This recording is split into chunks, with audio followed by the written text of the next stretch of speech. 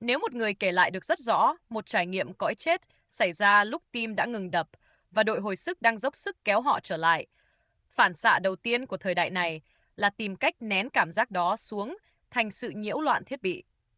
Nhưng có một câu hỏi lạnh lùng hơn.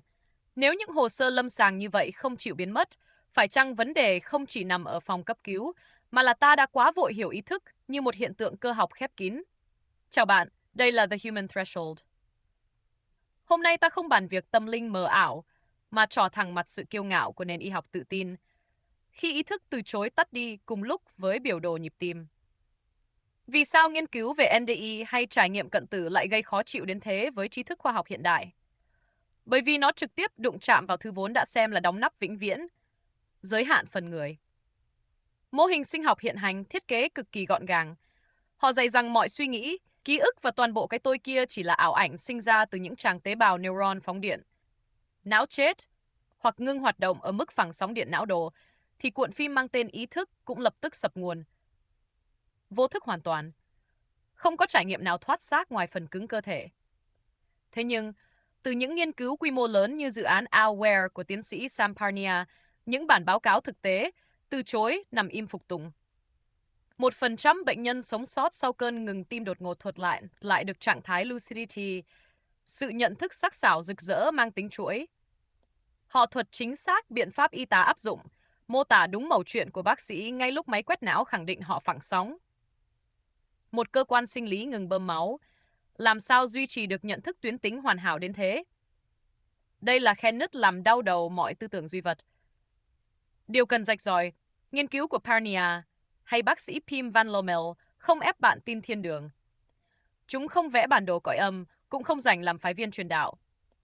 Tuy nhiên, cấm ai được dễ dãi gạt bỏ tệp dữ liệu cực kỳ dị biệt đó vào sọt rác của thuyết ảo giác thiếu oxy hay hiện tượng rà quét viễn cảnh não bộ như y viện truyền thống khua tay.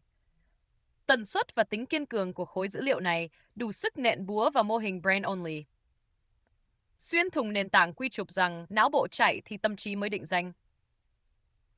Vì sao bằng chứng cận tử này là lãnh địa của The Human Threshold? Bởi vì đây không phải cuộc phân định xem tế bào phóng bao nhiêu volt. Nó là câu hỏi cốt tử về bản chất consciousness, về phần hồn người rốt cuộc nằm ngoài cơ sở nào. Trong kỷ nguyên sẵn sàng chia cắt phân tử, tự mãn dùng code thuật toán, giải nghĩa mọi dung cảm, thì bước sát mép vực tử thần, thuyết duy vật cơ học, bỗng hóa bất lực. Mô hình máy móc ấy bất khả năng giải nghĩa. Vì sao trải nghiệm chủ quan duy trì trọn vẹn sống động, ngay thời điểm trung tâm não bộ ngừng thở? Khoa học không bao giờ chuộng những dị số nằm ngoài vùng giải mật. Theo luân lý bản năng bảo vệ, nó luôn chà đạp khống chế nhằm phủ nhận giá trị của người đưa ra báo cáo. Sự kiêu ngạo ấy hay xu hướng đóng ầm nắp hộp trí tò mò một cách nóng vội. Không chỉ gieo vài dòng phán xét hẹp hòi, nó băm nát văn hóa tận cùng hiểm ác. Bằng việc chèn ép ý thức vào chiếc hộp sọ trần y khoa, thời đại này đang đập nát kho tàng về phẩm giá người. Nó gọt giũa bản thể phi tuyến thành máy móc tẻ nhạt. Nhấn chìm chiều sâu con người xuống mực nước chỉ được công nhận qua thấu kính trần trụi. Bác bỏ ranh giới siêu việt chỉ vì thiếu thiết bị thu sóng, nền văn minh đang tự cắt đôi tay mình vì rạch sai giới biên vũ trụ. Cuối cùng, điều thiết yếu sâu xa nhất mà các báo cáo NDE mang lại không phải đi phân phát câu giải thích cõi âm. Chức năng kiệt xuất tột đỉnh là ép nhân loại lập ranh giới mới của sự khiêm tốn trước tạo hóa. Nếu ý thức bao đời chưa khi nào chịu thuần phục ở cái khung thẳng hàng thứ mà khoa học vội phô trương, thì bản án của con người chưa thể nhét vào cái túi vô cảm một cách dễ dãi thế đâu. Cảm ơn vì đã kiên nhẫn mổ xẻ phần hồ sơ dị thường của The Human Threshold. Thấy đường cắt đủ bén. Để rạch vỡ sự tự mãn này, hãy nhấn subscribe ở lại cùng nhau.